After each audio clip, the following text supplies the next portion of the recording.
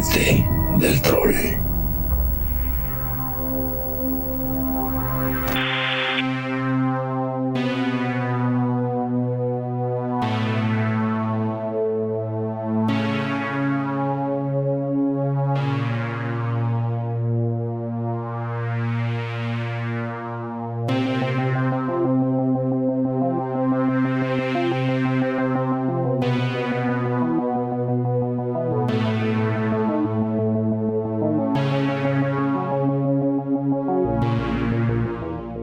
Para ustedes ha sido una semana desde que no escuchan nuestras voces, para nosotros quizá han sido más. Pero para el tiempo real de los temas de los que vamos a estar hablando el día de hoy, han pasado muchos años y nos duele porque eso significa una cosa. Estamos muy viejos, ¿sí? Estamos muy viejos. El día de hoy vamos a estar hablando de la 7ª generación de videoconsolas que tuvo su nacimiento oficial el día 22 de noviembre del año 2005.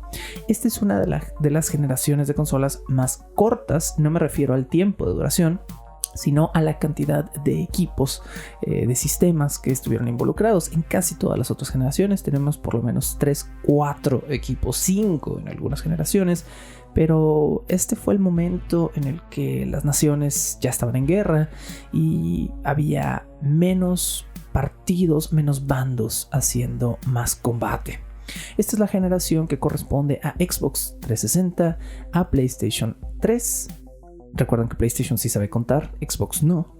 Y a la generación de Wii. Y nos estamos refiriendo al Wii original. Ese Wii que tenía el hermoso comercial, que eran 2 controlitos que al mismo tiempo eran 2 japoneses agachándose. Ya hablaremos un poquito de eso con nuestros invitados del día de hoy, a quienes ya conocen a lo largo de esta temporada. Esta es la generación de la alta definición. Sí, esta fue la primera generación que vio videojuegos en 1080. No muchos, solo algunos del cierre de la generación me parece que vieron esta tecnología. Otros de más en medio la alcanzaron, aunque muchos de los juegos de esta generación estaban en 720. Esta fue la generación HD oficialmente. Esta fue la generación con players 3D, con reproductores 3D, en caso de que a alguien le importe un pepino ver películas en 3D en casa, que no es algo muy popular. Pero esta para mí fue una generación que tuvo un impacto diferente. No sé mis invitados el día de hoy, en un momento me contestarán, pero antes de la generación número 7, antes del antiquísimo año de 2005, jugar en línea cuando no eres un jugador PC, es decir, jugar en línea en una consola, era algo muy extraño, era algo muy atípico. Y esta generación, para mí, fue la generación en la que podías enchufar tu consola a un cablecito de Ethernet o conectarla inalámbricamente a la red y verdaderamente hacer un juego en línea más completo, más que otras consolas. Entiendo que desde Dreamcast, PlayStation 2 y otras videoconsolas ya teníamos la posibilidad de conectarnos en línea, pero esta fue la primera generación que tuvo, si no me equivoco, grandes updates en línea, que tuvo gran jugabilidad en línea. Pero eso también trajo una consecuencia negativa. Esos updates implicaban control. Esta fue la generación que comenzó a controlar qué diablos metías dentro de tus consolas a distancia. PlayStation 2 todavía tuvo, y Xbox 360 también fue una consola de amplia piratería. Pero PlayStation 3 fue una consola que si querías tener pirata, tenías que mantener offline. Y eso para muchos jugadores era un no. Vamos a preguntarle a nuestros invitados del día de hoy. Ya los conocen, pero los saludamos nuevamente. Fer y Jesus, ¿cómo están? Hola Sergio, una generación bastante robustita, ¿no? De videojuegos, que también aparte, adicional a lo que mencionaste, tenemos que se convirtieron como en mini media centers, ¿no? Las consolas. Eran ya un reproductor de Blu-ray, eran un reproductor de Blu-ray 3D, eran un reproductor de DVD no multiregión, eran las primeras, estas para mí fueron las primeras consolas que tuvieron streaming, ¿cierto? O sea, que tenían Netflix. Ya tenían servicios. Sí, tenían servicios. Me parece que... Incluso el Wii también lo tenía. Wii tenía, efectivamente. Wii también fue la primera vez que Nintendo tuvo su consola virtual, ¿cierto? Sí. Y eso también es un enorme avance. Esta fue la primera vez que los jugadores que no somos preciosistas como Fer y Jesus comenzamos a comprar juegos digitales y a olvidarnos de comprar discos. Todavía vemos los que compramos discos de vez en cuando, no siempre. Pero esta fue la primera generación donde podías descargar un juego a distancia en tu consola y jugarlo al mismo tiempo que streameabas Netflix. Ponías tu número de tarjeta, comprabas cosas, veías Crunchyroll, ponías un Blu-ray. Eran verdaderos media centers. Todavía creo que mi PlayStation 3 de vez en cuando le meto algún Blu-ray que no sea un juego. Pero la primera pregunta del día de hoy: ¿les afectó a ustedes esta situación del control en línea? Yo sí, hasta PlayStation 2 llegué a tener piratería, por ejemplo. ¿Pero a ustedes les afectó de alguna manera o para ustedes fue como perfectamente normal? ¿Jamás utilizaron, craquearon, hackearon una consola? ¿Cuál es su experiencia? Sí, por mi parte, la experiencia en línea, yo nunca he sido un jugador mucho de que juegue en línea, entonces hasta realmente... la fecha te niegas, Fer, o sea... Sí. Oiga, pero salude muchachos, salude. ¿Qué tal a todos? Me siento incómoda de que Fer a veces le digo, oye, ¿qué onda? ¿Nos vemos? No, ¿para qué? No, yo no juego con pinche gente. Bueno, chígate. No. Nunca he sido como mucho de en línea. Como que nunca me haya llamado demasiado la atención esa onda competitiva. Para mí los videojuegos me gustan más que nada por la historia, ¿no? Como la historia que me cuentan y todo. Entonces, como este juego en línea competitivo sí está padre, pero no es algo que realmente me llama la atención. Ahorita lo que comentabas de ya introducir los updates y ya todo el juego en línea y todo, eso sí era una gran patada en las bolas, ¿no? Que no te dejaba actualizar los juegos en el background y te tenías que chutar la pantallita negra con la rayita. Horrible. No, y que también sentó la base para unas prácticas súper cuestionables de que te lanzaban juegos incompletos. Uh-huh, sí. Todavía en esta generación creo que no era tan evidente, o sea, sí se sentían muy terminados los juegos, pero ya posterior a esto comenzaron a abusar de justamente esa práctica de darte algo más o menos acabado que se pudiera jugar hasta cierto punto, pero en algún momento ibas a tener que pagar extra para experimentarlo completito. Sí. Ahora, a mí me sigue sorprendiendo mucho que, no sé, por ejemplo, recientemente compré para mi PlayStation 3 la colección HD de Silent Hill. Y a mí me sigue sorprendiendo mucho que esta generación todavía no descargaba los juegos a la consola, cosa que ahorita ya estamos totalmente acostumbrados. Y los updates son ridículamente pequeños. O sea, estamos hablando de menos de, no sé, 15 años de historia, 10 años de historia con algunos juegos. Y son juegos de 1 giga. 1 giga, qué chito. Y me parece asombroso a comparación de los monstruos que estamos viendo hoy en día. El otro día se me atoró un update en el Play 5. Y dije, pues tengo un chingo de espacio, ¿qué pasó? Era un cochino update de Ubisoft, de Far Cry 6. 60 gigas. Wow. El update. Para un juego que, déjenme decirles, tengo un par de horas metidas en él y no vale ese update de 60 gigas en mi disco duro. Sí, ahorita. Entonces, bueno, vamos a tener que ver si eso se queda o no. Pero bueno, todavía estamos hablando de una generación donde los updates no eran tan imperativos, tan agresivos, tan violentos. Pero eso que dice Fer sí es cierto. Esta fue la primera vez que tú llegabas a tu casa ilusionado por poner un juego y la consola te decía, ¿qué crees? Me voy a actualizar yo, luego se va a actualizar el juego y luego si tenemos tiempo juegas. Y en el Inter no puedo hacer nada. Exactamente, y no hay background, lo tienes que hacer todo en caliente, ¿no? Entonces, bueno, pero ustedes, a ti, Jesus, ¿cómo te afectó este cambio a una generación más online? El tema online para mí nunca ha sido un factor determinante. La verdad es que, similar a Fer, yo suelo jugar más juegos fuera de línea. No sé, creo que el tema competitivo no me parece muy atractivo, que digamos, salvo que a lo mejor estemos en el mismo sillón echándonos unas retas de Street Fighter, ahí sí. Ahí está sabroso. A mí el online me gusta mucho cooperative, más que competitive, ¿no? O sea, a mí me gustan mucho estos online donde realmente puedes adicionar a la experiencia de la otra persona más que solo ir a chingarla, ¿no? Pero bueno. Creo que a mí esta generación, para mí sí pasó de noche el tema online. O sea, creo que lo más involucrado de estar conectado fue el tema de descargar juegos. Porque otra cosa, hubo juegos exclusivos en digital. Ahí sí era donde ya te comenzabas a preguntar como, uy, ¿lo compro o no lo compro? Sí, totalmente. O la promesa de Nintendo, ¿no? Con el Wii, con la Virtual Console, es con este servicio vas a poder descargar todo NES, 64 y todo. Y pues fue una promesa que se cumplió a medias, porque pues al menos yo me lo imaginaba que iba a ser día 1, abran las puertas y todo va a estar disponible, ¿no? Es para comprar.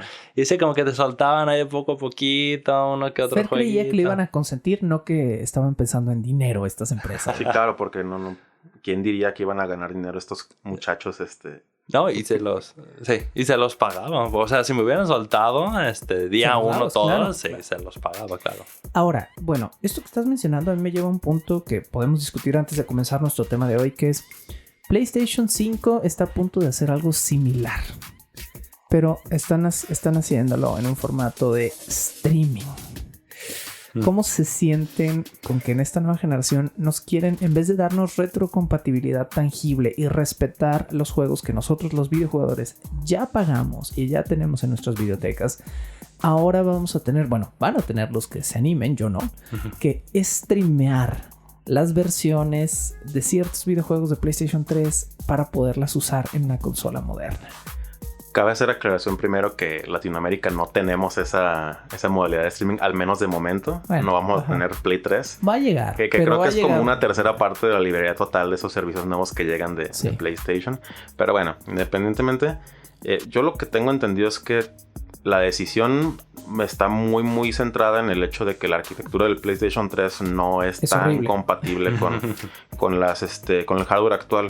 Y por eso es que decidieron hacerlo más bien streaming. Aunque también por ahí dicen que hay developers que ya lo están haciendo. Ya están haciendo que juegos de Play 3 corran en hardware más PC-based. Sabemos, bueno, y si los escuchan no lo saben, pero PlayStation 3 es una de las consolas más difíciles de emular en otras plataformas. Ya se puede hacer. Hay emuladores PC, ¿no? De PlayStation 3. No corren todos los juegos, no funcionan increíble, pero están funcionando.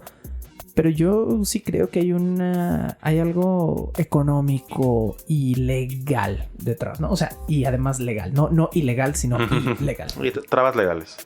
Sí, nada, totalmente. A mí tampoco me llama la atención este nuevo servicio de Play 5. Es como que, ahora pues está chido, supongo. Aparte está carísimo, ¿no? Carísimo. Sí, creo que termina saliendo como $140 ya completo el año, ¿no? Una cosa así. Horrible. O sea, carísimo.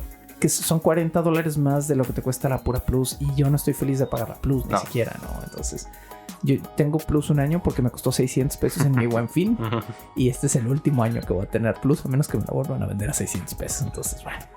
Hasta ahorita sigue ganando en servicios en línea de ese tipo Xbox. Xbox con su Game Pass. Y mira que los tres aquí presentes somos como cero font. Pero sabes, yo desde que me volví un poquito más PC Gaming, me llama mucho la atención Xbox Pass, ¿no? O sea, Game Pass está... Además, el primer mes es como asquerosamente atractivo porque te lo dan a $10 en México. Entonces, si te unes el primer mes, son un mes de juegos a $10. Es como... Sí. Bueno, y luego ya te cuesta $150, ¿no? Y es como, bueno, aún así es muy barato, ¿no? Y estuve revisando la biblioteca que tiene Pass y muy decente, ¿eh? O sea, muy, muy pasable. Pero bueno. Chicos, estamos aquí para discutir la 7ª generación de videoconsolas. Esto es, ya lo dijimos, Xbox 360, que aquí todo mundo al parecer va a mandar al reverendo pito. PlayStation 3 y por supuesto Wii, que creo que sí tenemos jueguitos de Wii. Claro. Sí, hay amantes del Wii. Fer, ¿tú vas a hablar de Wii? No, pero sí amo el Wii. De entrada, desde estas 3 consolas de esta generación, fue mi primer consola, el Wii de esta generación. Porque también era la más asequible, ¿no? Porque fue la primera que salió. Fue la que... Nintendo aquí se aventó se anotó un 10 con el Wii. Aplicó la que en su momento aplicó PlayStation con el PlayStation 2. Que el que pega primero pega 2 veces. Claro. Salió, ¿qué habrá sido? ¿1 año, 2 años antes que el resto de las consolas? Y de aquí también cabe mencionar que Nintendo inicia como una tendencia en la que se va más por el lado del entretenimiento familiar y como por otro tipo de tácticas de entretenimiento más allá de los gráficos super chingones de última generación. Incluso pues digo, no me dejarán mentir, o me corregirán si me equivoco más bien. Wii prácticamente es un GameCube con en potencia. Control de movimiento. Sí. Que aquí también viene cuando entra la filosofía de Nintendo de hacer el gaming más accesible para todos, ¿no? Así como porque... Abuelitos, tías, papás. Sí, como ¿por qué poner el gaming bajo una barrera de un control con 30 botones, ¿no? Si realmente lo que Nintendo quería hacer era acercarse a gente que tal vez jamás había agarrado un control de un videojuego y hacerlo accesible para que se pudieran divertir, ¿no? Lo vimos mucho con Wii Sports, que era el juego que te venía en la consola. Es como, pues solamente es muy intuitivo. Muévele como si estuvieras jugando. Ajá. Sí. Boliche. Wii realmente era un no-brainer. Recuerdo que el lanzamiento costaría que unos 4 o 5 mil pesos. Como 5 mil pesos. Sí, 5 mil pesos. Ya te incluía solamente traía un control. Y incluía un famoso nunchuck, Wii ¿no? Sports. Pero sí, hicieron un excelente trabajo en simplificar los controles lo más que pudieron.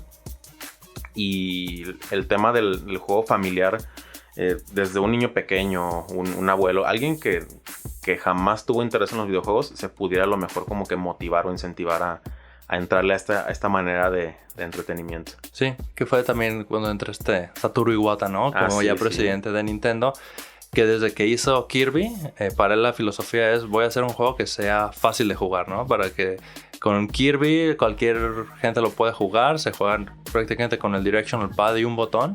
Entonces ya cuando es presidente de Nintendo aquí con Wii, pues tiene que ser divertido para todos, ¿no? Quien tenga interés no tiene que estar como detrás de un control de como dije, 30 botones que el usuario o la mayoría de los usuarios no saben ni qué hace cada botón. Eso plantea una pregunta interesante. ¿Sería Nintendo lo que es hoy en día sin Kirby? Creo que la respuesta es no, ¿no? O sea, creo que esa filosofía es muy Kirby, ¿no? Y Kirby ahorita sigue siendo uno de los reyes de las consolas Nintendo. A mí se me hace muy chistoso que han salido todos estos memes de ya los niños se divirtieron con Elden Ring, ahora viene el juego de los hombres, ¿no? Y ponen Kirby. Claro. Sí, claro. Chicos, estamos aquí para recomendar, hablar, presumir de nuestras experiencias con los 2 mejores juegos que hayamos experimentado en esta generación.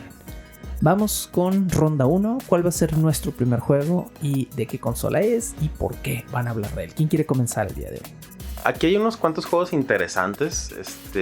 Hay una triada de JRPGs bastante buenos, que son Pandora's Tower, Xenoblade Chronicles y...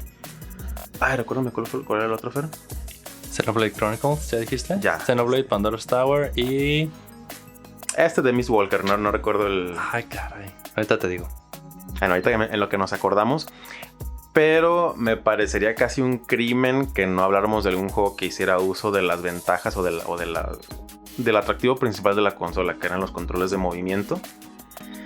Y del de como mover tu cuerpecito, ¿no? Creo que definitivamente los que hacen mejor uso de todas estas funciones son los Wii Sports y demás juegos de familiares. Pero... muy probablemente uno de los juegos que más me gustó en esta consola fue Epic Mickey. Que creo que no es la primera opción de todo el planeta, ¿no? O sea, si habláramos de juegos clásicos de Nintendo, nadie diría, oh, sí, un juego de Mickey Mouse. Pero ¿por qué? Sí hubo algo diferente, ¿no? En este Epic Mickey no solo fue el control. Me parece que hay todo un culto en torno a por qué Epic Mickey no es el típico juego Disney común y corriente, ¿no? No, es un juego con una estética bastante, pues darkcita, podríamos decir. Juego que más o menos a la par sale, mientras que por otro lado Square Enix está haciendo Kingdom Hearts y estos juegos mucho más coloridos, como notablemente más dirigidos a un público más amplio. Epic Mickey se siente algo como muy de nicho, y es raro que hablemos de algo de nicho, nos refiramos a él como de nicho siendo de Disney, ¿no? Siendo de Disney y siendo Mickey Mouse. Sí. Una estética bastante, como les comentaba, un poquito oscura, sombría, y la mecánica de utilizar el nunchuck y el Wii Remote para aventar pintura y estar avanzando, pues te fuerza el juego a utilizar estas mecánicas. No es algo que se trasladaría muy bien, aunque posteriormente lo sacaron para otras plataformas. No, mentira. El 2 fue el que sacaron para otras plataformas. El primero creo que sigue siendo exclusivo de Wii. El primer Por lo Epic mismo, Mickey. probablemente por la misma razón, ¿no? Que Pues mira, no va a funcionar bien excepto con un Move Controller, ¿no? a eso iba exactamente, que después, haciendo aquí un pequeño paréntesis, PlayStation quiso agarrar de algo de lo que Nintendo estaba acaparando y lanzó sus controles Move, Horribles. que pues hay con un resultado mixto. Mixed, sí. Mixto. De repente recuerdo que había un par de juegos que sí hacían buen uso. Por ejemplo, no lo jugué mucho, pero lo jugué en casa de un amigo. El Resistance, Ujú. que agarrabas los dos Move Controllers y los embonabas como en una metralleta. Era lo que te Y iba a decir, que entonces, creo que venía bondleado con esta esta pistola. Sí, eso estaba padre, ¿no? Para mí, yo extraño mucho de la época CRT los jueguitos de pistolas. O sea, sí. extraño mucho poder dispararle a una pantalla y jugar Resident Evil Survival y Time Crisis y todas estas madres, ¿no? Curiosamente, en esta semana estaba viendo algo relativo hasta a los shooters, porque acaba de lanzarse House of the Dead Remake Sí. para Nintendo Switch y parece ser que le está yendo bastante bien. Se ve bien. O sea, se pero juega juegas con el Move, digamos. Ok. Sí, porque a final de cuentas el Switch hereda muchas cosas que originalmente nacieron en el Wii. Los controles de movimiento, los sensores. Pero tienes que a huevo jugar con el puto Joy-Con. Creo que hay una manera de jugarlo con los controles normales. Pero pues, ¿dónde está la diversión? Sí, no. Sí, a lo que voy es que el Joy-Con, o sea, el Joy-Con no es un buen Move Controller. Te puede No lo gustar sabremos o no. hasta que lo juguemos. No, yo no estoy hablando del juego, estoy hablando del control, ¿no? Pero digo, Claro. te puede gustar o no el diseño cuadrado incómodo de los controles de Wii. A mí me parecían que eran muy cómodos para agarrarlos verticalmente. Pero si lo agarrabas horizontalmente era un control asqueroso. No, a los 5 minutos los dedos ya los tienes entumidos. Sí, tenías atorado ahí el borde del control, ¿no? Así como control de NES clásico. Pero Switch siento que importa ciertos factores del control de Wii, pero los Joy-Cons no son un control cómodo para una mano adulta de blandirse libremente, ¿no? Vete a saber, como dices, cómo vaya a funcionar con House of the Dead. Pero no me parece un buen Move Controller. Me parece un control gimmicky. O sea, me parece que es un control que no sabe ni hacer. No funciona bien ni como un control de mano, ni como un Move Controller. Honestamente, yo jamás uso en mi Switch los Joy-Cons porque me parecen horribles. Entonces, bueno. Jesus, la gente está pidiendo a gritos que saquen controles especiales para House of the Dead y que comiencen a relanzar y portear Time Crisis, pistolitas, Ninja Assault, pistolitas. Vampire Knight y Lo todos que estos quieran que le pueda juegos disparar a de mi tele, Namco. yo lo voy a comprar. Ajá, no sé qué chingados están esperando para Creo que por ahí sacarlos. había un proyecto, ¿no? De sacar un aditamento para las televisiones actuales de alta definición para poder usar el infrarrojo de las pistolas y todo eso. Bueno, eso suena indie, suena Kickstarter. Ajá, sí. Interesante. Había un juego, maldita sea, había un juego en el arcade, en las maquinitas. Era un shooter, pero tenías un rifle de francotirador. ¿Cómo se llama? Silent Scope. Silent Scope. Híjole, ¿cómo me También era de gustaba Namco. jugar esa porquería? Sí. Era Konami, ¿no? Según yo era Konami. Según yo era Konami, pero Podría ser. era fabuloso. O sea, porque era fabuloso que eran dos pantallas. Veías lejos en la pantalla y luego veías por la mirilla y todo estaba cerca y eso era como ¡guau! Estaba bien chido. Era increíble. Jesus, entonces tu primera opción del día de hoy es Epic Mickey. Epic Mickey, por estética, por gameplay, por historia, por todo. O sea, aparte hay un plus. A mí siempre, Mickey Mouse para mí siempre ha sido uno de los personajes más entrañables y más adorados. Y Fer trae una playera de Mickey, no sé qué está pasando. Y si volteas verás que yo también traigo una playera de Mickey. No fue planeado. Vestido de Mickey Mouse. ¿Qué está pasando? Falta tu playera de Mickey o de Disney. No tengo playeras de Disney. No, a mí Mickey Mouse me parece un pelmazo, no sé. El problema eres tú, chavo. Entonces. A lo mejor eso parece. Bueno, definitivamente soy minoría aquí. Puedes lanzar una encuesta en tu Twitter. Sí, en este momento lanzamos la pregunta del día de hoy. Mickey, ¿chido o apesta? Esa fue la primera elección de Jesus. Jesus nos toma con una bola curva y, bueno, no estábamos esperando un juego a lo mejor así. Esperábamos algo más extraño, más indie, más desconocido o incluso más comercial. Vamos a ver qué nos tiene deparados Fer para su primera elección del día de hoy. Fer, de esta generación, ¿cuál va a ser tu primer juego favorito? A ver, vamos viendo. Digo, para empezar, Jesus ya me recordó que no tengo Epic Mickey, entonces ya lo pedí. Ahorita mismo. Estábamos hablando. Ajá. Siempre me llamó la atención, pero no sé por qué nunca lo compré. Pero bueno, mi juego de Play 3, mi primero es, híjole, la verdad sí fue muy difícil porque esta generación fue cuando yo pues ya empezabas a comprar tus propios juegos, Claro. ¿no? Y empezabas a hacer tus propios juegos, ya tienes que ser más selectivo en lo que comprabas. Y para mí, digo, este no es mi juego, solo lo voy a mencionar como paréntesis. Uno de los candidatos que estuvo fue Rock Band, ¿no? No sé si a ustedes les pasó y les pegó con tubo toda Con todo. Los instrumentos Y plásticos. compramos de cantar. todo, las dos Sí. guitarras, el bajo, la batería, nos el doble vendieron pedal. plásticos hasta cansarnos. Sí. Pero Hasta fue un que- negociazo. Esto del control específico para un juego específico. Y luego, o sea, era un círculo de automamarse la polla. Porque sí. Te vendían primero el juego. Pero para jugar el juego necesitabas la guitarrita. Porque primero era el Guitar Hero solo, ¿no? Ujú. Y era la pura guitarrita. Sí, y luego eran y dos Rock Band llegó a guitarritas. romperla. Y luego fue como, ¿quieres invitar a todos tus amigos a hacer toda la banda? Ahora vas a comprar otro juego. Te sirven tus dos pinches guitarras pedorras, pero vas a tener que comprar una batería y la chingada. Órale, vale, voy a comprar una No, batería. y que las compañías que desarrollan estos dos juegos, creo que eran Harmonix y Activision. Ujú. Activision de Guitar Hero, ¿no? Ajá, se la estaban constantemente midiendo quién sacaba más, Sí. y luego colaboraciones cabroncísimas como Beatles, Aerosmith, Sí. Metallica. Metallica. todo eso. Sí, tenemos todas estas variantes y el doble pedal para la batería. Y vas DJ fucking Hero. Bueno, ya, eso ya fue Eso como ya la se fue, muerte. ya, ¿no? ya Eso fue too como- much. No hablemos de eso, por favor. Sí, no, ya DJ Hero ya fue too much, ¿no? Pero bueno. Pero bueno, Y la gente lo sintió, y la gente lo Ujú. a lo todos nos reflejó. agarró de los huevos esta moda de jugar Guitar Hero. Y yo también me acuerdo que había fiestas en torno Ujú. a fulanito se va a llevar su Guitar Hero. Vamos todos a su casa a jugar como pendejos, a gritarle a un micrófono que tenía un chingo de eco. Pero esa es tu elección, ¿no? ¿verdad? No, ese fue un paréntesis, porque creo que a todos nos agarró con tubo, como dices. Y creo que incluso fue tanta la fama de estos juegos que sacaron versiones para generación anterior, ¿no? Para Sí, PlayStation 2. Play 2. O sea, creo que sí hubo Ajá. como retroactivamente ahí unas... Sí, Y creo que esto- podías comprar un adaptador para los controles, ¿no? Ujú. Para que se cupieran. Sí, la verdad.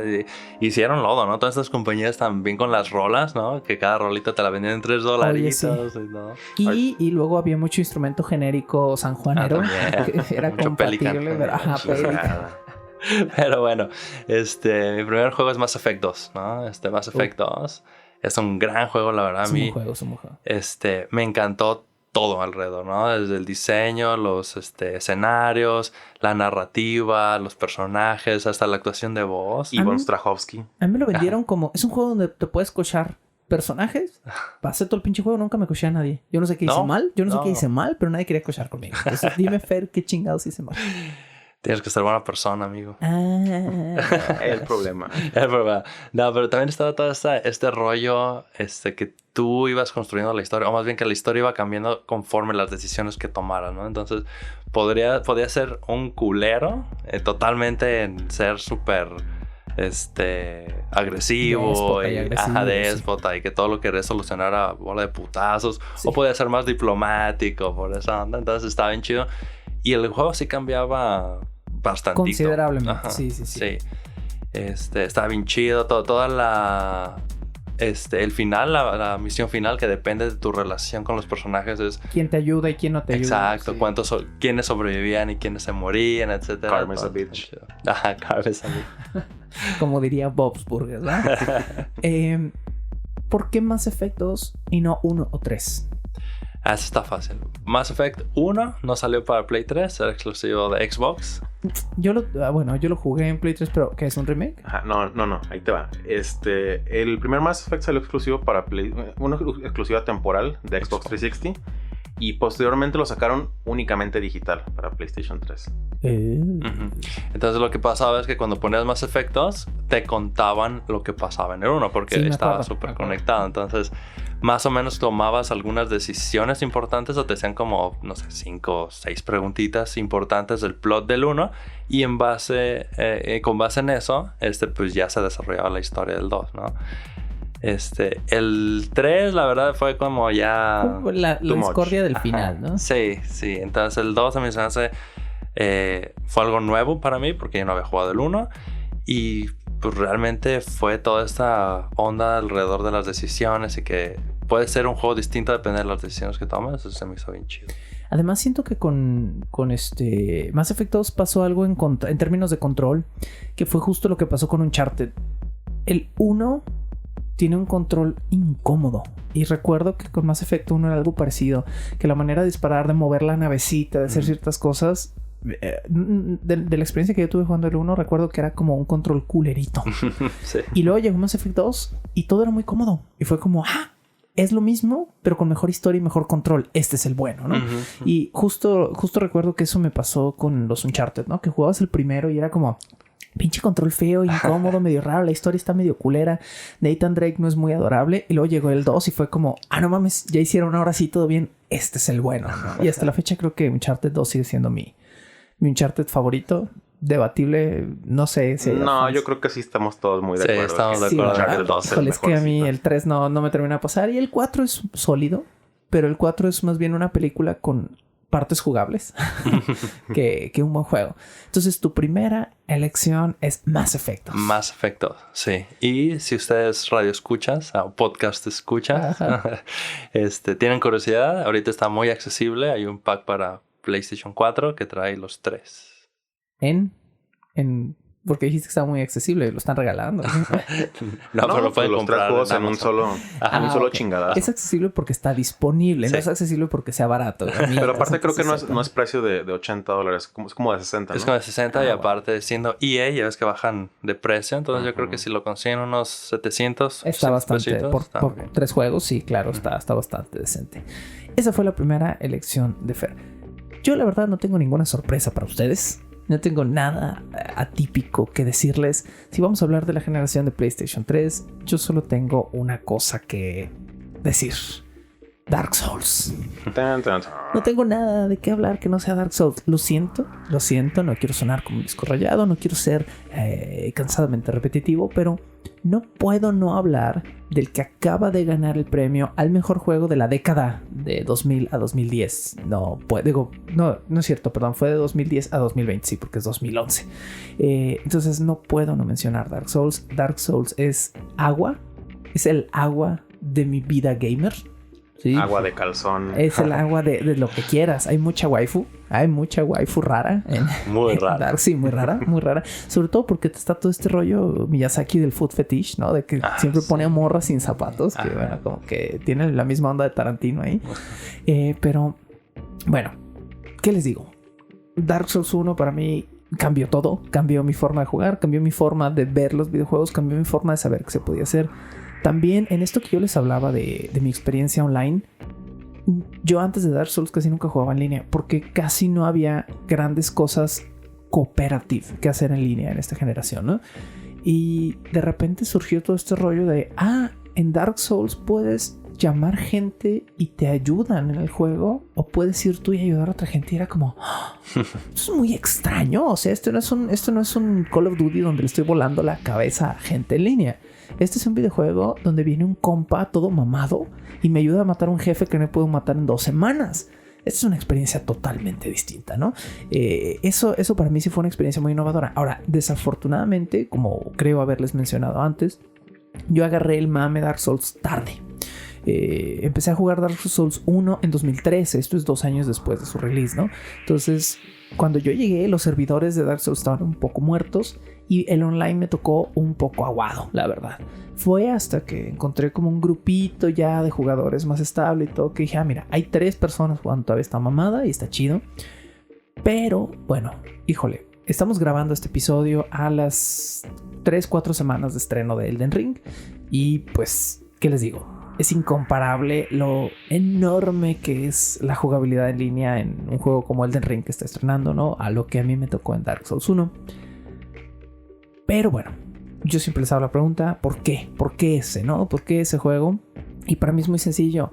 Nada anterior a Dark Souls, ni siquiera Demon's Souls, era parecido en la combinación balance, reto, jugabilidad. Ahora, estamos hablando de un juego que de repente corría a 12 frames por segundo cuando estabas en ciertas zonas del juego. Bueno. ¿En Blighttown? En Blighttown, sí, híjole. El Blighttown original. Porque además, bueno, esto es otra cosa que creo que he comentado en estos episodios, pero mi primer PlayStation fue un FAT, así. Fue un FAT reconstruido y corría muy bien, estaba todo muy bien, pero casi nunca lo jugaba, o sea, casi nunca lo conectaba inalámbrico. Entonces muchas veces lo desconectaba del cable y lo jugaba offline. Y cuando puse mi disco de Dark Souls 1, no le hice update. No le bajé update. Entonces corrí la Legacy version del disco, que estaba culerísima. Culerísima. Todo estaba desbalanceado. Enemigos, armaduras, había cosas bien rotas, había armas super OP. Todo estaba de la verga, ¿no? Entonces mi primera experiencia con Dark Souls fue jugarlo en bruto, de alguna forma. Una de las versiones más, digamos, comillas, puras de jugar el juego. ¿Venuda dijiste? Vanilla. Sí, ambas. Fue vanilla, fue venuda, fue todo. No, pues venuda la que te dejan caer los bosses. Venuda la que te ensartaban los jefes, ¿no? Yes. Y bueno, me divertí como niño otra vez jugando Dark Souls. Me frustré, me emputé. No sé si ya les platiqué a ustedes o ya platiqué en este podcast que yo no sabía que estaba jugando. O sea, porque a mí me lo vendió un compa de su casa, así como, te vendo un juego. Y fue como, pues sale, ¿no? Y yo no sabía que estaba comprando, no sabía que era FromSoft, o si sabía, no lo correlacioné hasta después, ¿no? Con Kingsfield y con Armored Core y con todos estos juegos, ¿no? Pero llego a mi casa, me pongo a jugar esa mamada y no podía pasar el puto tutorial y dije, ¿qué pasó? Estoy lelo, estoy mal, algo me está pasando, estoy jodido. Bueno, llegué al área principal del juego, a Firelink Shrine, empiezo a tratar de hacer la primera subida y como yo no estaba preparado para la experiencia, me tomó una semana, una sección del juego que hoy en día puedo hacer en 5 minutos, ¿sí? Y realmente me empecé a sentir mal, me empecé a amputar, me empecé a frustrar, empecé a maldecir a los vientos y empecé a hacer una cosa que nunca antes había hecho. Antes tenía esta mentalidad infantil y purista de el juego solo se debe experimentar así, ¿no? O sea, lo juegas y no buscas nada y no usas guías y te sientas y lo haces hasta que te chingas, ¿no?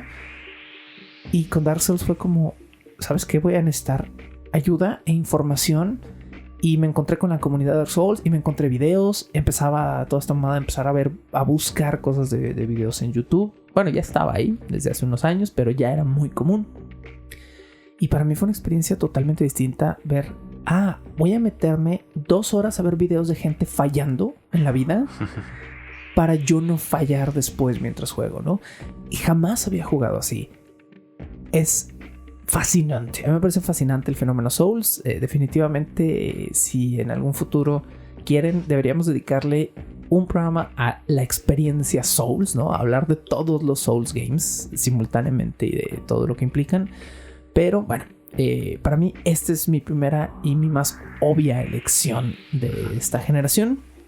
Y también este es un gran momento para pausar unos segunditos. Oye, antes de ir, Sergio, una pregunta. A ver, dime. ¿Dark Souls Remastered sí fue algo como totalmente, como redescubrir Dark Souls o...? No fue redescubrir nada. Fue... Dark Souls Remastered fue como haber tenido cuando eras chico una de tus películas favoritas en VHS y disfrutarla y haberla visto 100 veces hasta desgastar la cinta. Y luego haberte enterado que le hicieron un excelente transfer a Blu-ray, que no se veía culero, que ampliaron el formato, que le arreglaron el sonido y la vuelves a ver. Y lo padre es no que es mejor o peor que, sino que te genera la misma ilusión de alguna manera, pero con el cambio de expectativa moderna. Porque cuando retomas juegos viejos siempre hay un dolor, ¿no? Siempre es como, uy, de verdad voy a tener que jugar así. Les comentaba que compré hace días, la colección HD de Silent Hill. Y pues está bien rudita de jugar. O sea, es controles de tanque, cámara fija. Son cosas que uno lo piensa y dice, pues claro, es que esto es PlayStation 2, ¿no? O sea, ni siquiera es Play 3, ¿no? Es un remake a Play 3, ¿no? O mecánicas a lo mejor un poquito obsoletas, que se sienten toscas. Mecánicas obsoletas, mecánicas de combate tiesas, ¿no? Pero lo que pasó con el remake de Dark Souls fue, ok, las mecánicas siguen ahí, las bronquitas, los errores, los drop de frame rate siguen, aunque menos culeros, y ya Blighttown corre a 30 cuadros, es como, wow, ¿no? Pero se ajusta a tu experiencia moderna y puedes redisfrutar la misma cosa sin tener que tratar de ajustar tus expectativas. Para mí eso fue el remaster. Pero vaya, lo que sí te puedo decir es, si nunca has participado en la franquicia y quieres una primera forma de experimentar Dark Souls, juega el remaster. Está increíble, está maravilloso y disfrútalo. Y ahorita que tenemos Elden Ring, seguramente vamos a tener un regreso a Dark Souls 1, aunque es muy chistoso porque los jugadores están regresando a Dark Souls 2. Ah, sí, porque tiene mucha influencia. Sí, es muy directa. Es muy directa la influencia. Entonces eso ha sido un retorno muy chistoso. Pero bueno, efectivamente creo que veremos un crecimiento en jugadores de Dark Souls Remaster. Así que quizá en unos mesecitos sea un excelente momento para regresar a Firelink Shrine. Bajo el puente del troll.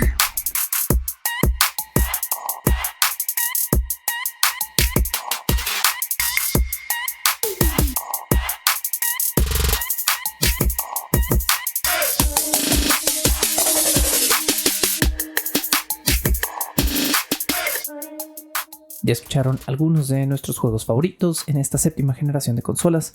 Les recordamos que el día de hoy estamos hablando de la generación Xbox 360, Wii y PlayStation 3.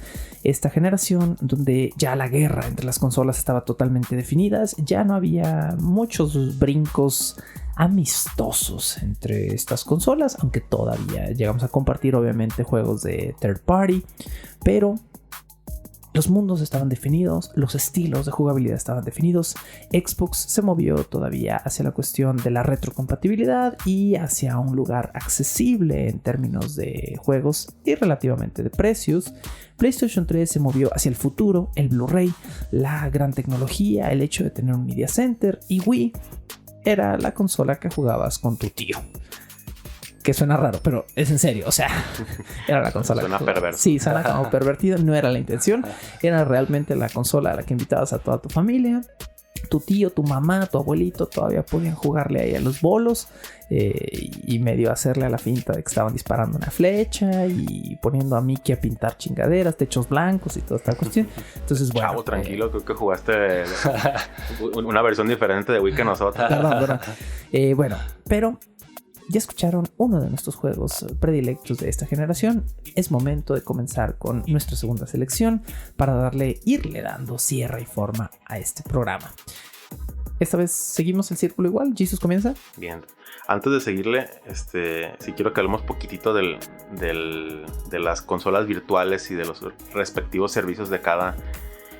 Algo bien chingón de Wii en particular es que tenía como sus segmentos de consolas viejas. Tenía tanto de consolas de Nintendo, tenía Sega, tenía ¿cómo se llama esta? De PC Engine. TurboGrafx. TurboGrafx 16. Tenía. ¿Pero a qué te refieres con sus segmentos? La Virtual Console tenía juegos de consolas ajenas a Nintendo. Tanto propias como ajenas. Y pues había una variedad bastante grande. ¿Cómo cuántos serán? ¿Cuántos juegos de...? Híjole, unos 500 entre todos. O sea, ahí está rudo. Y creo que sí me duele un poco que no hayan como que... No tenga un legado esa biblioteca, que no existe actualmente así de robusta. La hay un poco con servicios como el Nintendo Switch Online, que tiene estas aplicaciones de Super Nintendo, NES, Sega Genesis 64, pero creo que... No sé, como que lo sentía un poquito más robustito el catálogo antes que ahora. Cosa rara porque ahora es cuando más posibilidades hay de tener esas bibliotecas. Sí, y que también había juegos exclusivos, ¿no? Creo que también lo mencionaste. Por ejemplo, los Konami Rebirth, Castlevania Rebirth. Yo quiero mencionar uno que a todos les va a poner Scott Pilgrim, güey. Dale, El famoso Scott Pilgrim, el cual, por cierto, en este momento está en descuento para PlayStation 4 en su versión completa en digital. Está como en $2-3. No, pues ¿Y que cuánto tiempo no tardó Scott Pilgrim para volver desde que estuvo? Pasó por un proceso bastante tortuoso Scott Pilgrim porque mientras estuvo con fuerza, toda la estrategia que hubo en torno a la película de Scott Pilgrim, que venía pues de estar basado en el cómic de Brian Lee O'Malley, y a la par de la película sale este juego, pero raro porque tiene la estética de los cómics, pero no dejaba de ser como un producto derivado de la película. Entonces, por cuestión de derechos estuvo pues inaccesible durante, ¿qué? ¿Me ha parecido más de una década? Sí, muchísimo. Según yo fueron 6 años, ¿no? Hombre, ¿más de una década? Sí, pues échale cuenta, desde PlayStation 3, Xbox, que fue donde la lanzaron, Sí. hasta ahora, hasta hace, ¿qué fue el año pasado? El año pasado, efectivamente, sí, quizás sí fue entonces más de una década. Sí. Yo todavía tengo mi versión PlayStation 3 que nunca me quitaron, Ah, claro. Sí. pero nunca me la quitaron porque, bueno, no sé si ya lo comenté al aire en este programa, pero mi PlayStation 3 se le jodió toda la conectividad inalámbrica, o sea, no le sirve el Wi-Fi y no le sirve el Bluetooth, no sé por qué, tengo que mandarlo a arreglar. Lo uso con controles alámbricos, pero eso impidió que de alguna manera, no sé, me quitaran juegos, o sea, porque tengo juegos ahí instalados que no debería tener, que no me quitaron, entonces está padre. Y lo curioso es que no me lo quitaron ni siquiera cuando lo conecté alámbricamente, ¿no? O sea, pero a mucha gente sí le quitaron como el derecho de jugar, ¿no? Ciertos juegos, o si se les desinstalaba ya no te dejaban reinstalarlo, creo que es el rollo, ¿eh? Bueno, tienes que conectarlo a internet cada cierto tiempo, porque me pasó con Marvel vs. Capcom 2, ¿no? Sí. Que tiene que conectarse a internet, revalidar la licencia y decirte, sí, ya me acordé que sí pagaste por esta, órale, lo puedes seguir jugando.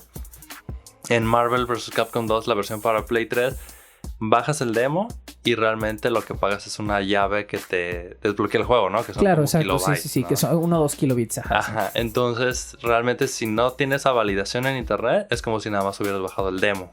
Entonces, Ya te entendí. Ok. Bueno, pues no sé, yo nunca tuve broncas con la versión Play 3, pero definitivamente ahora sí quieren animarse.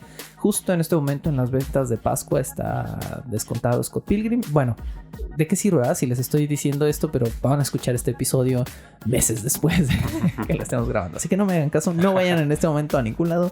Ya no es Pascua, ya se acaban estas ventas. Lo siento, pero se perdieron de esta oportunidad. O viajen al pasado. O viajen al pasado o esperen la siguiente Pascua. Bueno, ¿cuál va a ser, Jesus, tu primer juego oficial de esta generación? Pues mira, Perdón, tu segundo juego oficial. Mientras quisiera seguir hablando de Wii y el catálogo impresionante que tiene de juegos que no están accesibles en ningún otro lado por la naturaleza de la consola y también irónicamente por las limitaciones de hardware. Ustedes solo quieren hablar de Wii Sports. Queremos Wii hablar de Sports Wii es un gran Sports y juego. Wii Sports Resort. Ya me voy a ir así directamente a Play 3, a la carnita buena. Y me estoy yendo más que a Play 3 a final de generación. Sí, The Last of Us. The Last of Us. No podemos no hablar de el... A ver, voy a decir me pegan si no es cierto. El mejor juego first party de Sony de toda esta generación. Sí, Totalmente. Sí, totalmente. Bien, ok. Entonces estamos de acuerdo. Por cierto, pregunta rápida para los dos.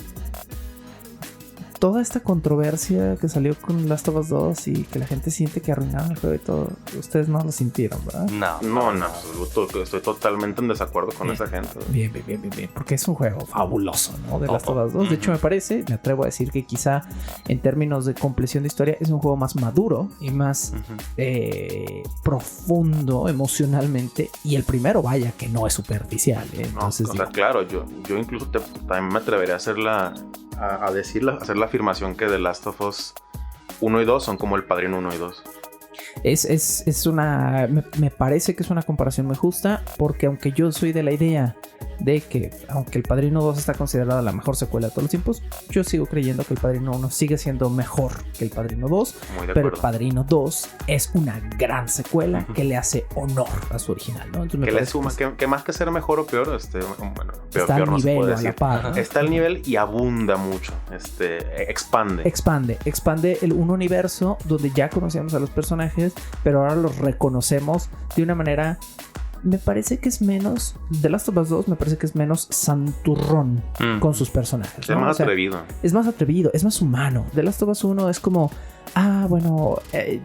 yo tengo este problema y este ser humano se va a convertir en mi figura paterna y va a ser muy bueno conmigo. Y The Last of Us 2 es como todos somos humanos y somos basura, y en el fondo todos tenemos la capacidad de hacer el bien y el mal, y nadie es maniqueamente bueno ni malo, ¿no? Y ese discurso... Y que nadie está exento de ser un culero. Exactamente, ese discurso me parece Si las increíble. circunstancias lo ameritan. y cómo juega con tus sentimientos, ¿no? Te digo, vamos a hablar más de Last of Us 2 Sí, en el siguiente programa, programa. porque spoiler alert, va a estar Last of Us 2. Sin duda. Ajá. Pero Y ¿cómo aparte juegas el con- spoiler está rudo. Cómo juega con tus sentimientos el juego, ¿no? Que al principio te hace odiar a un personaje y luego- conforme lo vas Ajá, conociendo... claro. Y eso dice, ocurre güey. dentro de las primeras 2 horas del pinche Sí, juego. Claro, Pero bueno, claro. hay que regresarnos al primero. Hay que darle su mérito. Jesus, pues creo que es injusto que te pregunte ¿por qué Last of Us 1? ¿Por qué no? ¿Por qué no habríamos de hablar de uno de los juegos más maravillosos o quizá el juego first party más maravilloso de esta generación, ¿no? Pero lo que sí te voy a preguntar es, ¿en qué momento de tu primer playthrough de Last of Us dijiste, santo pito, este es? Híjole, yo creo que sí fue dentro de las primeras horas, pero o sea, muy, muy rápidamente te das cuenta que estás jugando algo bastante... es curioso porque medio taclea un poquito de un tema que ya está muy rebuscado, que es como el apocalipsis pseudo-zombie. Ajá. Y aún así se las apaña para presentarte algo que se siente fresco, porque al final de cuentas recaen muchas, tanto mecánicas como historia, que podríamos pensar que ya está como son demasiado clichés, desgastada. uh-huh. El juego stealth, al final de cuentas el third person shooter. Los tipos de zombie, ¿no? El zombie gordo, el zombie rápido, claro. El zombie lento, que son arquetipos que hemos visto 200 veces. Y algo bien chingón es que muy, muy pronto te das cuenta que se aleja del tema de humanidad versus zombies. Sí, y es humanidad versus humanidad, ¿no? Uh-huh. Y sí te deja muy, muy claro desde un principio que aquí la cosa está difícil por los propios humanos. O sea, de cómo se está levantando de nuevo este pseudo gobierno, comunidades dispersas después de que todo se fue a la chingada. No se desgastan tanto en abundar en el tema de cómo ni por qué se hizo el outbreak, sino más bien con lo que lidian los personajes en su día a día, en sus vidas después de todo cotidianas esto. Postapocalípticas, ¿no? Uh-huh. Eso sería quizá lo más cercano a lo que podríamos decir. A mí ese juego me rompió desde el principio. O sea, estás viendo la animación inicial, ¿no? Y está corriendo y de repente te encariñas muy rápido con la hija de Joel y dices, qué bonito, qué padre, qué relación tiene. Oh, santo Cristo, esto era la verga, ¿no? O sea, esos minutos empezando el juego. Qué bárbaro. O sea, y ese cambio abrupto que tienes de la animación inicial a Joel años después, décadas después de haber vivido ya como un hombre roto y en imposible reconstrucción, porque no ha habido nada que lo sane en todo ese tiempo y se ha convertido básicamente en un bandido sin esperanzas. Es un arranque fabuloso para un personaje, ¿no? O sea, lo que digan actualmente de Neil Druckmann, pero...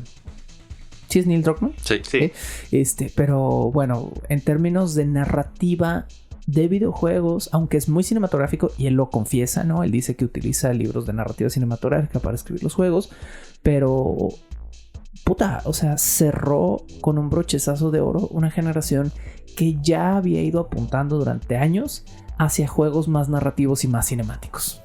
No, totalmente. Y lo que comentas de los primeros 5 minutos, ¿no? Con la hija de Joe.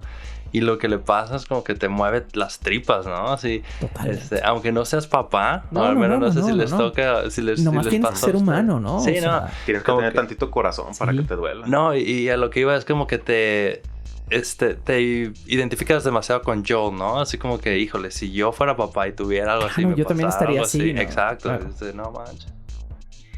No hay duda de que esta elección es perfecta, y como Fer ya spoileó, no es la última vez que vamos a hablar ni de Neil Druckmann ni de The Last of Us. Nos sentimos, ustedes pueden opinar o pensar lo que quieran, pero en este programa somos fans de la buena narrativa de videojuegos y no andamos lloriqueando cuando no nos dan un personaje perfecto y blanco y maniqueo. Porque eso es lo que hace grande Last of Us, tener personajes rotos. Tener personajes humanos. Esa es la verdadera cualidad. Y que no se nos olvide también un aspecto chingoncísimo que es la música, compuesta por Gustavo Santaolalla. Sí, ese soundtrack para trabajar, ese soundtrack lo pones así de fondo. O en un día de lluvia. Híjole, es fabuloso. Cosa que es la única cosa que puedo decir negativa de Last of Us 2. No tiene ese punch la música. O sea, intenté poner varias veces el soundtrack de Last of Us 2 y no tiene ese punch, esa cadencia que tiene Santaolalla, las cuerdas mezcladas con sonidos muy tensos. Es fabuloso el primer soundtrack. Fer, ¿cuál va a ser tu última elección del día de hoy? Mi última elección, no sé si jugaron Ni no Kuni, PlayStation 3. Sí. Pues esa no es. No, esa es mi elección. La verdad es que es como jugar una película animada de Ghibli. No. Es Ghibli, ¿no? Ghibli es como Ghibli es el... Viene del italiano. Ajá. Pero está involucrado, pues, Estudio Ghibli, está involucrado Joe Hisaishi, el compositor. Es un RPG mezclado con Pokémon. Pokémon mezclado con JRPG tradicional. Sí. Pero la verdad también está súper bien escrito.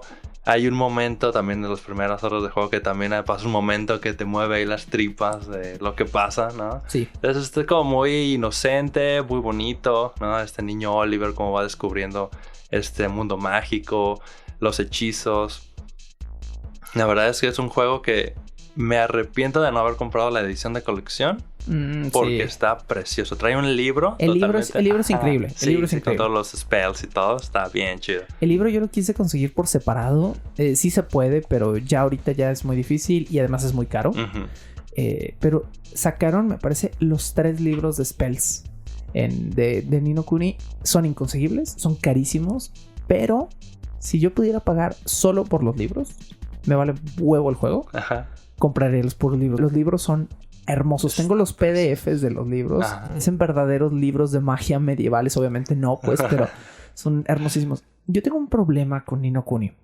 Me fascina todo de ese juego, menos el juego.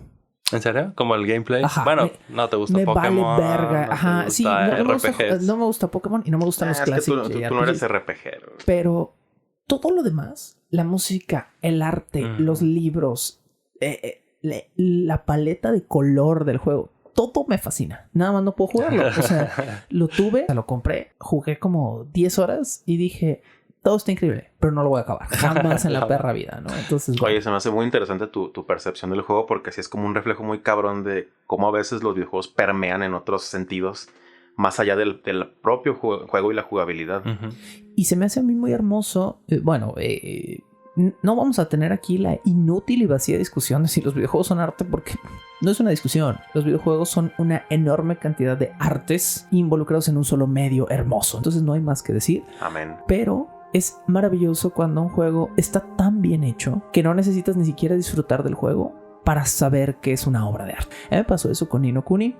De nuevo, si algún día puedo conseguir pagar los puros libros, me vale verga. Alguna vez vi a alguien que vendía, me parece que son 3 en total, los 3 libros en 8,000 pesos. Hoy. Estuve así, dije, serio? Híjole, es que son hermosos, ¿no? Porque además son pastas duras así hermosísimas, llenas de hechizos y todo, de ilustraciones. Y creo que el 1 venía en la edición especial y costaba como 2,000 y tantos pesos, ¿no? O sea, $300. No, edición especial. Sí, pero traía cosas bien chidas. Traía una monedita, digo, cositas así. Algo que estaba bien padre. También eran unas como litografías con tipo acuarela, ¿no? Sí. Podemos dejar en claro que en este podcast somos fanáticos de la parafernalia de videojuegos. De los plásticos. Sí, nos gusta el plastiquito. Sí. Desafortunadamente no siempre lo podemos pagar, pero sí nos gusta. Yo todavía sigo pensando en comprarme una de Elden Ring con la Melania. ¿Sí? Pero ahorita ya los scalpers ya la están vendiendo en 5,000. Y que se me hace lamentable que ya no hay ediciones especiales como las solía haber. Ya son cada vez más caras e incluso más escasas. Incluso me parece también deprimente que iniciativas como Limited Run, que justamente hasta el propio nombre es como casi un sinónimo de una edición limitada, haga ediciones de colección como tan deprimentes, tan desabridas. Sí. Alguna vez vi un especial de los peores promocionales dentro de ediciones especiales de videojuegos. Y creo que una de las más raras y horribles sigue siendo la de... Aunque el juego es muy bueno, pero Infamous Second Son. Que la edición especial traía condones. ¿What? ¿En serio? Por el rollo de Second Son. O sea, yo no sé quién hizo el merchandising. ¿Alguna vez es que escucharon de la edición especial de Saints Row 4? Creo que era. La ultra hiper espacial que creo que incluía un vuelo a Dubái. Sí, era ridícula, pero o sea, tenía cosas como estúpidas, como una carta firmada por el presidente, una madre así como súper pero creo que costaba así como, no sé, cientos de miles de dólares o $1 millón de dólares. $1 millón de dólares. Creo que también incluso traía un automóvil. No, ir obviamente limitado a una pieza allí. Me atrevo a decir que nadie lo compró. Sí, no creo. O sea, como esa famosa fiesta de lanzamiento que fue de Doom, ¿no? Donde tenían como vacas destazadas y sangre real de vacas en todo el piso, algo así, que también fue una terrible idea. A ver, aquí está. Tengo la Saints Row 4. Only One Available Limited Esa Edition. Se llama la Commander in Chief Edition. Y tiene una réplica a tamaño real de la Dubstep Gun. Tiene una experiencia de rescate de rehenes. No sé qué significa eso. Incluye cirugía plástica. ¿Qué? Entrenamiento de espías por un día. Una cita con un personal shopper. Un guardarropa. 7 noches en el Burj Khalifa de Dubai. Efectivamente. Una semana en el Jefferson Hotel en Washington DC. Vuelos de primera clase a DC y a Dubai. Un Lamborghini Gallardo. No manches. Un New Toyota Plus con 1 año de seguro. Y un Supercar Membership. Ese es el ¿$1 millón o cuánto costaba? No viene aquí el precio justo en esto. Sí, efectivamente, aquí está abajo en la noticia. $1 millón. Mames. Pues, edición especial. Entonces, bueno, y trae el juego. Que a veces también es algo, un aspecto medio ridículo en el que caen las ediciones especiales, que a veces te olvida que estás comprando simplemente un juego. ¿Sí? Bueno, pero esto es porque es Saints Row, ¿no? Es porque es un juego pinche mamalón, ridículo, over the top. Y que también ese tipo de estrategias de marketing son justamente por eso, para crear marketing, para hacer ruido. Claro, es lo único que les interesa, porque nadie va a comprar esta madre. Quien puede, lo puede conseguir por otros medios. Exacto, quien puede pagar esto ya tiene un Lamborghini Gallardo, probablemente. No va a querer otro, ¿no? Oye, y para cerrar ya, Ni no Kuni, que ya nos desviamos mucho. Sí, pero otra cosa que se hace hermosa es la portada, al menos de la versión de Play 3. Sí, muy ¿Blanca o...? Ajá, blanca, que se atreve, ya es en Japón, es mucho de fondo blanco y solo el texto el logo, ¿no? Del juego. Yo lamento un chingo eso de las ediciones occidentales de Final Fantasy, que no siguen esa tendencia. Ajá, y Ni no Kuni se atreve, ¿no? Que pues realmente desde el principio fue algo que quien lo compraba es porque sabía que era Ni no Kuni, ¿no? No era porque tú pusieras esa portada llena de colores y todo, es como súper sobrio, súper elegante. Una portada de mis favoritos. Lo volvieron a sacar para PlayStation 4, pero con otra portada. Sí, ya con la portada también la Greatest Hits de Play 3, creo que también trae una. Sí, yo compré esa, yo compré la Greatest Hit y viene el morrito. Es la misma portada para Play 4. Sí. Ya. Para cerrar el día de hoy, yo les doy mi última selección de esta generación. Estas recomendaciones que les hacemos son pues para que a lo mejor amplíen sus experiencias de su videojugabilidad, si es que tienen el acceso a estas consolas anteriores. La recomendación o el juego con el que quiero cerrar yo el día de hoy es Dead Space. Dead Space que pues muy pertinente en 2022. Estamos a menos de un año de ver el remake de Dead Space 1. Ahora, si me lo preguntan a mí, no necesitamos un remake de Dead Space 1. Dead Space 1 es un juego de 2013-2014, si no estoy equivocado. Y es un juego que corre hoy tan bien como lo imagina uno que corría en el pasado, la verdad. Bueno, eso es en PC. No, incluso en Play 3. En Play 3 a 720 se empieza a sentir. En Play 3 corre a 1080. Ah, pero está chistoso, ¿no? Que tienes que desactivar 720p en el menú. ¿No? Sí, tienes que cambiarlo como manualmente, pero ese fue el primer juego que yo jugué en 1080 en una pantalla y dije, oh my god, se ve hermoso. Corre súper bien, corre en frames estables, porque es un juego muy cerrado y muy limitado, no es un juego ambicioso, no es un juego de mundo abierto y no lo necesita. Pero yo siempre he dicho, y esta es una de las razones del por qué mi selección, yo sé que la gente ama y mama Alien Isolation, pero para mí el mejor juego de Alien que jamás se ha hecho es Dead Space. Esta sensación de estoy solo, aislado en una nave, en el silencio y la frialdad y la negrura del espacio, nadie me puede ayudar y solo mis recursos limitados me pueden sacar de esta y todo lo que gira en torno a mí es el infierno. Esa sensación de miedo real solo Dead Space me la daba en ese momento. Recuerdo haber comprado el juego ya en Greatest Hits. Lo encontré en un botadero de un Walmart, muy barato, 260 pesos creo que me costó, y lo compré por barato. Y lo compré porque la portada se veía metalera.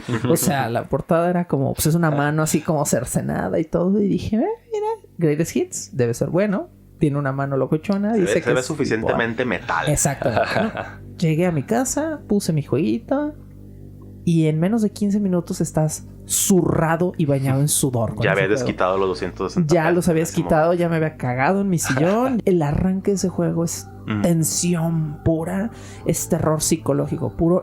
Casi nada te puede dañar, pero sabes que hay algo mal y sabes que en el momento en el que te suelten el control y tú tengas que empezar a defenderte, no lo vas a lograr, ¿no? Y esa sensación de impotencia es fabulosa. Además tengo como bonitos recuerdos del día que compré ese juego, ¿no? Porque lo compré con alguien de mi familia que como que fue como una experiencia padre. Entonces fue como una experiencia mixta muy interesante. Fue como, ay, qué padre, compré este jueguito que se ve padre. Dios mío, este es el infierno del espacio, ¿no? Además, soy muy fan de una película muy mala del Paul Anderson falso, del que hizo Mortal Kombat. El de Resident Evil. Ajá, el de Resident Evil Mortal Kombat. Tiene una película de terror que me gusta mucho que se llama Event Horizon, que es muy parecida a la premisa de Dead Space, excepto porque es sobrenatural, o sea, porque en la película la nave realmente viaja al infierno. Pero bueno, esa película me daba mucho miedo de chiquito. O sea, veía la película y decía, güey, es que son como demonios en el espacio, ¿no? Está chido. Y cuando jugué Dead Space me generó una sensación muy parecida. Entonces creo que mi selección para cerrar el día de hoy es, si no han jugado Dead Space y todavía el día de hoy pueden hacerse de una buena copia en Play 3 y tienen forma de correrla, háganlo sin duda. Pero si no pueden, bueno, muy pronto tendremos un remake que espero que sea un buen remake, porque soy un idiota, lo voy a comprar. O sea, aunque siga corriendo increíble el juego en Play 3 y aunque corre hermoso en PC sí lo puedes correr en 4K y a 60 frames. Digo, si tu computadora no fríe huevos cuando haces eso, la mía sí, pero si puedes correrlo, corre hermoso en PC. Yo lo acabo de acabar relativamente hace poco en PC y corre increíble, es un juegazo. Si te gusta el horror, sobre todo el horror ciencia ficción, ese es el juego que quieres jugar. Me parece que es un juego no de los más populares de toda la consola, pero sí uno que, híjole, bueno, ya no tenemos tiempo de hablar de Visceral Games y de lo que fue. Hay que seguir hablando de Dead Space. El horror de Visceral Games, ¿no? Que fue como un estudio súper clavado de gente que terminó trabajando con EA. Bueno, terminó siendo absorbido por EA. Ajá, eso es terror. Dead Space no, eso es terror, ¿de veras? Ellos y Activision. Ajá, exactamente, Ubisoft. Híjole, Ubisoft, bueno, cada vez me caen más mal. Pero no vamos a hablar de la historia de Dead Space, que es su propio programa casi. Pero sí les puedo decir que es un juego hecho con amor por el horror. Y su secuela, muy decente también. Nada más, recuerden que solo existen 2 Dead Space. El 3 es mierda pura. 2 Dead Space. El 3 nunca se hizo, afortunadamente. Nunca salió, nunca tuvo microtransacciones. Nunca tuvo jugabilidad versus online. Era algo más de acción, ¿no? Ya como que dejaron el survival horror. No, son pendejadas, Fer, no es acción. Pues, qué padre vivir en ese universo alterno donde nunca salió el 3, ¿no? Bueno, en este universo donde los dejamos el día de hoy, no existe Dead Space. Todo es Ni no Kuni, todo es hermoso. Amamos Last of Us 2. Y nos vamos a escuchar en el siguiente programa para continuar hablando de la 8ª generación de videojuegos. Esto no se acaba, todavía nos quedan muchas generaciones de las que hablar, muchos temas de los que hablar, y ojalá les esté gustando esta temporada, tanto como a Fer y a Jesus les gusta venir a hablar porque los obligo. Fer y Jesus, muchísimas gracias por acompañarnos. Al contrario, un gustazo. Adiós. Adiós, amigos. Efectivamente, adiós, amigos. Algunos de los fondos musicales de este programa pertenecen al paquete 10.000 piezas de música de Media Solutions. Todo el crédito a sus respectivos creadores. La locución, la producción y la música original de este programa son creadas por Sergio Vicencio. Ve a patreon.com/Sergio Vicencio y apoya este podcast para obtener horas de contenido adicional. ¿Quieres comisionar cápsulas, episodios o incluso temporadas completas o comprar contenido digital debajo el puente del troll? Ve a coffee.com/Sergio Vicencio y encárgate de decirme qué hacer. Es coffee, ko-fi.com/Sergio Vicencio. Búscame como @recuadro_blanco en Twitter e Instagram o como Sergio Vicencio en YouTube para darme tu opinión sobre este podcast. Bajo el puente del troll.